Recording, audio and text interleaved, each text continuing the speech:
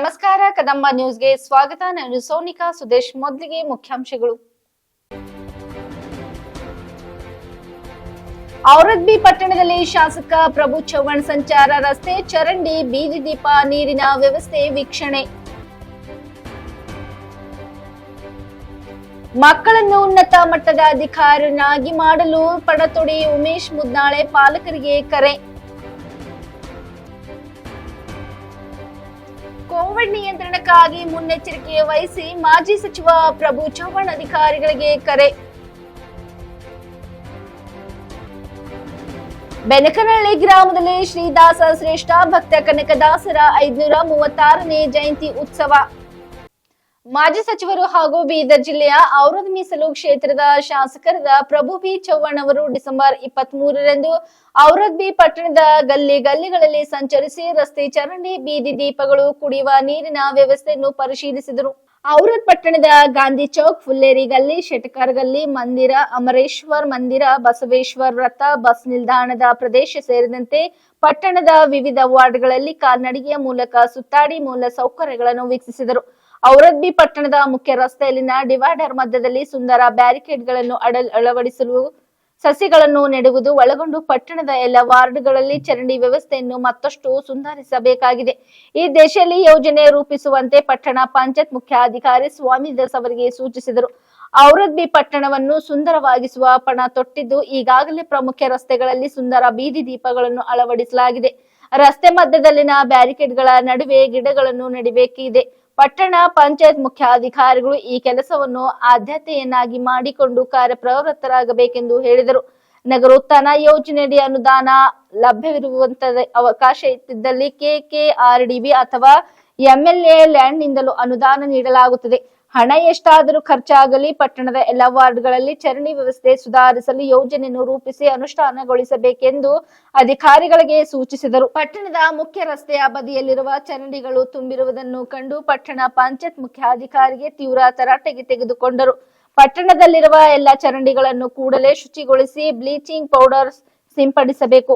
ಎಲ್ಲಿಯೂ ರಸ್ತೆಯ ಮೇಲೆ ಕೊಳಚೆ ನೀರು ಹರಿಯದಂತೆ ನೋಡಿಕೊಳ್ಳಬೇಕೆಂದು ಕಟ್ಟುನಿಟ್ಟಿನ ಸೂಚನೆ ನೀಡಿದರು. ಕೆಲವು ವಾರ್ಡ್ಗಳಲ್ಲಿ ರಸ್ತೆಗಳು ಇಕ್ಕಟ್ಟಾಗಿರುವುದರಿಂದ ವಾರ್ಡ್ಗಳಲ್ಲಿ ಸಂಚರಿಸಲು ಅನುಕೂಲವಾಗುತ್ತದೆ ಎಂದು ಸ್ಥಳೀಯರು ಶಾಸಕರ ಗಮನಕ್ಕೆ ತಂದಾಗ ನಿಯಮಾನುಸಾರ ಸೂಕ್ತ ಕ್ರಮ ಜರುಗಿಸುವಂತೆ ಪಟ್ಟಣ ಪಂಚಾಯತ್ ಮುಖ್ಯಾಧಿಕಾರಿಗೆ ಸೂಚಿಸಿದರು.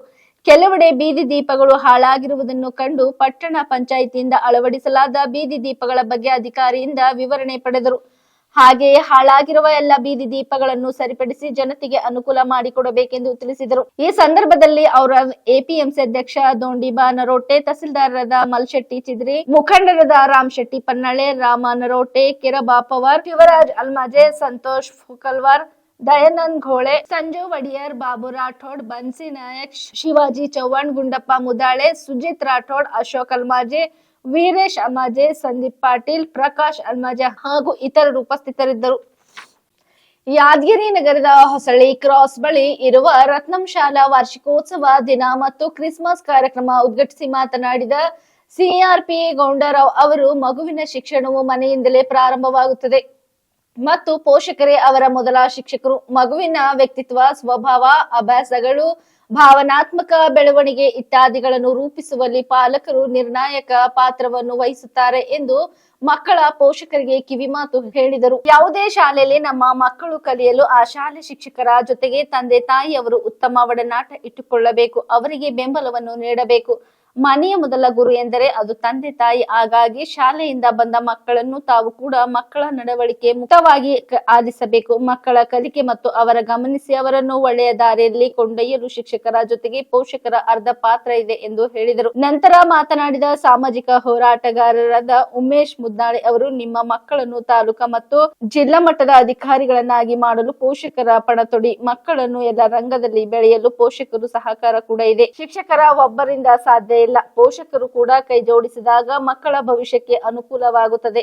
ಶಿಕ್ಷಣ ಎಂಬುದು ಹುಲಿಯ ಹಾಲು ಇದ್ದಂತೆ. ಹಾಗಾಗಿ ನೀವು ಉತ್ತಮ ಶಿಕ್ಷಣ ಪಡೆದಾಗ ಮಾತ್ರ ಉನ್ನತ ಸ್ಥಾನಕ್ಕೆ ಏರಲು ಸಾಧ್ಯವಾಗುತ್ತದೆ ಎಂದು ಅಭಿಪ್ರಾಯಪಟ್ಟರು. ಇವತ್ತು ನಿಮ್ಮ ಮಕ್ಕಳು ಕಾರ್ಯಕ್ರಮದಲ್ಲಿ ಪ್ರದರ್ಶಿಸಿದ ಕಲೆ ನೋಡಿ ನೀವು ತುಂಬಾ ಖುಷಿಯಾಗಿದ್ದೀನಿ. ನಮಗೂ ಕೂಡ ಪುಟ್ಟ ಮಕ್ಕಳ ಕಲೆ ನೋಡಿ ತುಂಬಾ ಖುಷಿ ತಂದಿದೆ. ಹೀಗೆ ಮಕ್ಕಳು ಉತ್ತಮ ಶಿಕ್ಷಣ ಪಡೆದು ಶಾಲೆಯ ಹೆಸರು ಮತ್ತು ತಂದೆ ತಾಯಿ ಹೆಸರು ತರಬೇಕು ಎಂಬುದು ನಮ್ಮ ಆಸೆ ಎಂದು ಬಿ. ಶ್ಯಾಮ್ವೆಲ್ ಪ್ರಾಸ್ತಾವಿಕವಾಗಿ ಮಾತನಾಡಿದರು. ಸ್ವಾತಂತ್ರ್ಯ ಹೋರಾಟಗಾರರ ವೇಷಭೂಷಣ ಧರಿಸಿದ ಪುಟಾಣಿ ಮಕ್ಕಳು ಪೋಷಕರಿಗೆ ಉಪವಿಸುವಂತೆ ಮಾಡಿದರು. ಇದೇ ವೇಳೆ ರತ್ನಂ ಶಾಲಾ ವಾರ್ಷಿಕೋತ್ಸವ ದಿನ ಮತ್ತು ಕ್ರಿಸ್ಮಸ್ ಕಾರ್ಯಕ್ರಮದ ಪ್ರಯುಕ್ತ ವಿವಿಧ ಕ್ರೀಡೆಯಲ್ಲಿ ವಿಜೇತರಾದ ಮಕ್ಕಳಿಗೆ ಕಪ್ ಮತ್ತು ವಿಜೇತ ಪತ್ರ ವಿತರಿಸಿದರು. ಈ ಸಂದರ್ಭದಲ್ಲಿ ಮುಖ್ಯ ಅತಿಥಿಯಾಗಿ John Wesley, George father, Mallanna Dasankeri, Salochan, ನಿರೂಪಣೆ ಸೌಮ್ಯಶ್ರೀ, ಸ್ವಾಗತ ವಂದನಾರ್ಪಣೆ ನಾಗಪ್ಪ, ರಶ್ಮಿ, ಶೈಲಜಾ, ಸುನೀತಾ, ಗೀತಾಂಜಲಿ, ಅಂಬಿಕಾ, ಯೇಸುರಾಜ್, ಅಂಜನಾ ಸೇರಿದಂತೆ ಅನೇಕರು ಇದ್ದರು.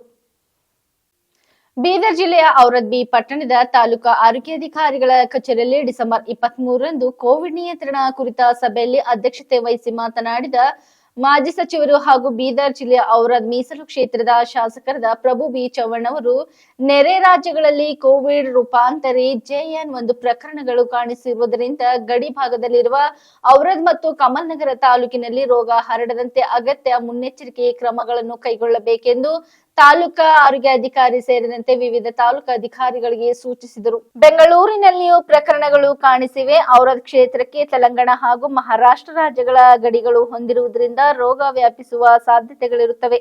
ಹಾಗಾಗಿ ಸಾಕಷ್ಟು ಮುನ್ನೆಚ್ಚರಿಕೆ ವಹಿಸುವ ಅಗತ್ಯವಿದೆ. ಮುನ್ನೆಚ್ಚರಿಕೆ ಕ್ರಮವಾಗಿ ಎಲ್ಲಾ ಆಸ್ಪತ್ರೆಗಳಲ್ಲಿ ಪ್ರತ್ಯೇಕವಾದ ಕೋವಿಡ್ ತಪಾಸಣೆ ಕೇಂದ್ರಗಳನ್ನು ತೆರೆಯಬೇಕು. ರೋಗ ಲಕ್ಷಣಗಳಿದ್ದವರು ಸುಲಭವಾಗಿ ಸ್ವಯಂ ಪ್ರೇರಣೆಯಿಂದ ತಪಾಸಣೆಗೆ ಒಳಪಡುವ ವಾತಾವರಣ ನಿರ್ಮಾಣವಾಗಬೇಕು. ಎಲ್ಲಾ ಆಸ್ಪತ್ರೆಗಳಲ್ಲಿ ಪ್ರತ್ಯೇಕ ಕೋವಿಡ್ ವಾರ್ಡ್ಗಳನ್ನು ತೆರೆದು ವೆಂಟಿಲೇಟರ್, ಆಕ್ಸಿಜನ್ ಸೇರಿದಂತೆ ಅಗತ್ಯ ಔಷಧಗಳನ್ನು ಲಭ್ಯವಿರುವಂತೆ ನೋಡಿಕೊಳ್ಳಬೇಕೆಂದು ಸೂಚಿಸಿದರು. ಈ ಹಿಂದೆ ಎಲ್ಲರೂ ಕೋವಿಡ್ ಲಸಿಕೆಗಳನ್ನು ಪಡೆದಿರುವುದರಿಂದ ರೋಗ ತೀವ್ರವಾಗಿ ಹರಡುವ ಸಾಧ್ಯತೆ ಕಡಿಮೆ ಇರುತ್ತದೆ. ಆದರೂ ಯಾವುದೇ ಕಾರಣಕ್ಕೂ ನಿರ್ಲಕ್ಷಿಸಬಾರದು. ಆರೋಗ್ಯ ಇಲಾಖೆಯಿಂದ ಎಲ್ಲಾ ಮುನ್ನೆಚ್ಚರಿಕೆಗಳನ್ನು ಕೈಗೊಳ್ಳಬೇಕು. ಎಲ್ಲ ಸಮುದಾಯ ಆರೋಗ್ಯ ಕೇಂದ್ರ ಹಾಗೂ ಪ್ರಾಥಮಿಕ ಆರೋಗ್ಯ ಕೇಂದ್ರಗಳಲ್ಲಿ ಸಭೆ ನಡೆಸಿ ರೋಗ ಹರಡದಂತೆ ಅಗತ್ಯ ವ್ಯವಸ್ಥೆ ಮಾಡಿಕೊಳ್ಳಬೇಕೆಂದು ನಿರ್ದೇಶನ ನೀಡಬೇಕು. ಪ್ರತಿ ಗ್ರಾಮಗಳಲ್ಲಿಯೂ ಜನಜಾಗೃತಿ ಮೂಡಿಸಬೇಕು. ಮಾಸ್ಕ್ ಧರಿಸುವುದು ಮತ್ತು ಸ್ಯಾನಿಟೈಸರ್ ಬಳಕೆಯ ಕುರಿತು ಜನರಿಗೆ ಮನವರಿಕೆ ಮಾಡಿಕೊಳ್ಳಬೇಕೆಂದು ತಿಳಿಸಿದರು. ಈ ವೇಳೆ ತಾಲೂಕಾ ಆರೋಗ್ಯಾಧಿಕಾರಿ ಡಾಕ್ಟರ್ ಗಾಯತ್ರಿ ಅವರು ಮಾತನಾಡುತ್ತಾ, ತಾಲೂಕಿನಲ್ಲಿರುವ ಎಲ್ಲಾ ಆಸ್ಪತ್ರೆಗಳಲ್ಲಿ ಕೋವಿಡ್ ನಿಯಂತ್ರಣಕ್ಕಾಗಿ ವ್ಯವಸ್ಥೆ ಮಾಡಿಕೊಳ್ಳಲಾಗಿದೆ. 60 ವರ್ಷ ಮೇಲ್ಪಟ್ಟವರು, ಗರ್ಭಿಣಿ ಮಹಿಳೆಯರನ್ನು ತಪಾಸಣೆಗೆ ಒಳಪಡಿಸಲಾಗುತ್ತದೆ. ಸರ್ಕಾರಿ ಆಸ್ಪತ್ರೆಗೆ ಬರುವವರಲ್ಲಿ ರೋಗ ಲಕ್ಷಣಗಳಿದ್ದರೆ ತಕ್ಷಣ ತಪಾಸಣೆ ನಡೆಸಲಾಗುತ್ತದೆ. ರೋಗ ನಿಯಂತ್ರಣಕ್ಕಾಗಿ ಇಲಾಖೆಯಿಂದ ಎಲ್ಲಾ ರೀತಿಯ ಮುನ್ನೆಚ್ಚರಿಕೆಗಳನ್ನು ಕ್ರಮಗಳನ್ನು ತೆಗೆದುಕೊಳ್ಳಲಾಗಿದೆ ಎಂದು ಮಾಹಿತಿ ನೀಡಿದರು. ಈ ಸಭೆಯಲ್ಲಿ ಔರಾದ್ ತಹಸೀಲ್ದಾರರಾದ ಮಲ್ಶೆಟ್ಟಿ ಚಿದ್ರಿ, ಕಮಲ್ ನಗರ್ ತಹಸೀಲ್ದಾರ್ ಅಮಿತ್ ಕುಲಕರ್ಣಿ, ಪಟ್ಟಣ ಪಂಚಾಯತ್ ಮುಖ್ಯಾಧಿಕಾರಿ ಸ್ವಾಮಿದಾಸ್, ವೈದ್ಯಾಧಿಕಾರಿಗಳಾದ doctor Raman Pokalwar, doctor Nitin Biradar, doctor Shrimant, doctor Amit Paul, doctor Anil Kumar Rayapalli, doctor Faizal, doctor Pavan, doctor Abdul Wajid, ಇಲಾಖೆಯ ಅಮರ್ನಾಥ್ ಜಾಂತೆ ಸೇರಿದಂತೆ ಶಿಕ್ಷಣ ಇಲಾಖೆಯ ಮಹಿಳಾ ಮತ್ತು ಮಕ್ಕಳ ಅಭಿವೃದ್ಧಿ ಇಲಾಖೆ ಸೇರಿದಂತೆ ವಿವಿಧ ಇಲಾಖೆಗಳ ತಾಲೂಕು ಅಧಿಕಾರಿಗಳು ಉಪಸ್ಥಿತರಿದ್ದರು. ಕಲಬುರಗಿ ಜಿಲ್ಲೆಯ ಸೇಡಂ ತಾಲೂಕಿನ ಬೆನಕನಹಳ್ಳಿ ಗ್ರಾಮದಲ್ಲಿ ಶ್ರೀ ದಾಸ ಶ್ರೇಷ್ಠ ಭಕ್ತ ಕನಕದಾಸರ 536ನೇ ಜಯಂತಿ ಉತ್ಸವ ಡೋಲು ಕುಣಿತ ಮೆರವಣಿಗೆಯೊಂದಿಗೆ ಕಾರ್ಯಕ್ರಮ ಹಮ್ಮಿಕೊಳ್ಳಲಾಗಿತ್ತು. ಶ್ರೀ ಸಿದ್ದರಾಮಾನಂದ ಸ್ವಾಮಿಗಳು ಸಾನ್ನಿಧ್ಯ ವಹಿಸಿ ಮಾತನಾಡುತ್ತಾ, ಶ್ರೀ ಕನಕದಾಸರು ಲೋಕ ಕಲ್ಯಾಣಕ್ಕಾಗಿ ತಮ್ಮ ಜೀವನವನ್ನೇ ಮುಡುಪಾಗಿಟ್ಟಿದ್ದರು ಎಂದು ಹೇಳಿದರು. ಈ ಸಂದರ್ಭದಲ್ಲಿ ಕಲಬುರಗಿ ಜಿಲ್ಲೆಯ ಅಧ್ಯಕ್ಷರಾದ ಗುರುರಾಜ್ ಪೂಜಾರಿ, ಸೇಡಂ ಕುರುಬ ಸಮಾಜ ಅಧ್ಯಕ್ಷರಾದ ಸತೀಶ್ ಪೂಜಾರಿ, ಚಿಂಚೋಳಿ ಕುರುಬ ಸಮಾಜದ ಅಧ್ಯಕ್ಷರಾದ ಹನುಮಂತ್ ಪೂಜಾರಿ, ಚಿತ್ತಾಪುರ್ ಕುರುಬ ಸಮಾಜದ ಯುವ ಮುಖಂಡ ಮಹೇಶ್ ಪೂಜಾರಿ, ಚಿಂಚೋಳಿ ಕಾಂಗ್ರೆಸ್ ಪ್ರಧಾನ ಕಾರ್ಯದರ್ಶಿ ರವೀಂದ್ರ ಪೂಜಾರಿ, ಸಮಾಜ ಸೇವಕ ಗೋಪಾಲ್ MP, ಬಸವರಾಜ್ ಪೂಜಾರಿ ಅವರು ಸೇರಿದಂತೆ ಇತರರು ಇದ್ದರು. ಇದು ಕನಕಗುರು ಪೀಠದ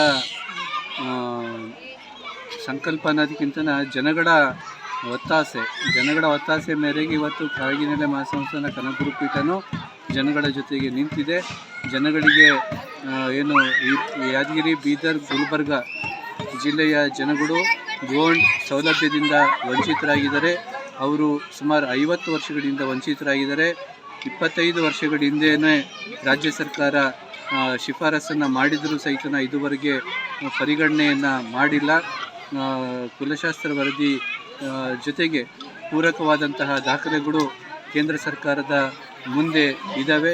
ಈ ಹಿನ್ನೆಲೆಯಲ್ಲಿ ಈ ಭಾಗದ ಸಂಸದರು, ಕರ್ನಾಟಕ ರಾಜ್ಯದ ಭಾಜಪ ಪಕ್ಷದ ಮುಖಂಡರು ಕೇಂದ್ರ ಸರ್ಕಾರದ ಮೇಲೆ ಒತ್ತಡ ತಂದು ಈ 3 ಜಿಲ್ಲೆಯಲ್ಲಿ ಕುರುಬರಿಗೆ ಆಗ್ತಾ ಇರುವಂತಹ, ಗೋಂಡ್ ಸಮುದಾಯಕ್ಕೆ ಆಗ್ತಾ ಇರುವಂತಹ ಅನ್ಯಾಯವನ್ನು ಸರಿಪಡಿಸೋದ್ರ ಜೊತೆಗೆ ಅವರಿಗೆ ನ್ಯಾಯವನ್ನು ಕೊಡಬೇಕು ಅಂತಂದ್ಬಿಟ್ಟು ಮಠದ ನೇತೃತ್ವದಲ್ಲಿ ಜಿಲ್ಲಾ ಕುರುಬ ಸಂಘಗಳು, ಗೋಂಡ್ ಸಂಘಟನೆಗಳ ವತಿಯಿಂದ ಸುಮಾರು 10 ದಿವಸ ನಿರಂತರವಾಗಿ ಸರಣಿ ತಾಲೂಕುಗಳ ಸಮಾವೇಶದೊಂದಿಗೆ ಹೋರಾಟವನ್ನು ಕೈಗೊಳ್ಳಲಾಗಿದೆ. ಈಗಾಗಲೇ ಸಮಾಜಕ್ಕೆ ಈ ವಿಷಯದ ಬಗ್ಗೆ ಸಂಪೂರ್ಣವಾಗಿ ಮಾಹಿತಿ ಐತೆ. ಸಮಾಜದ ಜಾಗೃತಿಯಾದರೆ ಎಲೆಕ್ಷನ್ ಟೈಮ್ಗಳಲ್ಲಿ ಬಂದು ಜನಗಳಿಗೆ ಮರಳು ಮಾಡಿ ಲಾಭ ಪಡೆಯುವಂತಹ ರಾಜಕಾರಣಿಗಳ ಬಗ್ಗೆ ಜನಗಳು ಈ ಸಂದರ್ಭದಲ್ಲಿ ಎಚ್ಚೆತ್ತುಕೊಳ್ತಾರೆ ಈ ಹೋರಾಟಗಳಿಂದ.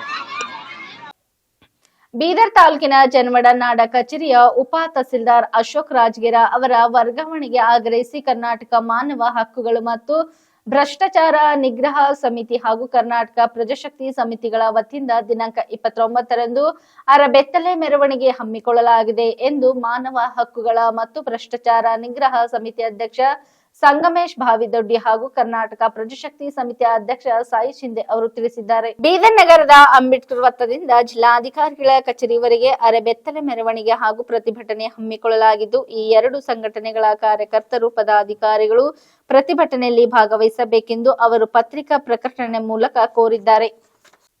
ಇಲ್ಲಿವರೆಗೆ ಸುದ್ದಿ ಕೊಟ್ಟಿದ್ದು ನಾನು ಸೋನಿಕಾ ಸುದೇಶ್. ಮುಂದಿನ ಸುದ್ದಿಯೊಂದಿಗೆ ಮತ್ತೆ ಭೇಟಿಯಾಗೋಣ. ವಂದನೆಗಳು.